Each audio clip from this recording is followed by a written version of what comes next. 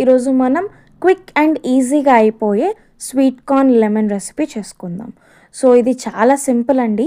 First of all మీరు ఒక sauce pan తీసుకొని దానిలో ఒక కప్ వాటర్ అండ్ ఒక కప్ స్వీట్ కార్న్ వేసుకొని బాయిల్ చేసుకోవాలి. స్వీట్ కార్న్ వచ్చేసి గోల్డెన్ ఎల్లో కలర్లోకి మారుతుంది.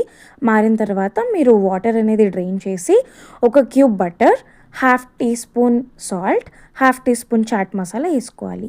అండ్ మీకు నచ్చితే మీరు చిల్లీ పౌడర్ కూడా యాడ్ చేసుకోవచ్చు.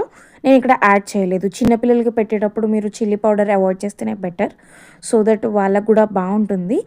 అండ్ ఇప్పుడు దీనిలో వచ్చేసి ఒక హాఫ్ లెమన్ అనేది నేను యాడ్ చేసుకుంటున్నాను. యాడ్ చేసుకొని ఒక్కసారి మళ్ళీ టాస్ చేసుకొని మూత పెట్టేసి ఒక 1 మినిట్ అలా వదిలేసేయండి.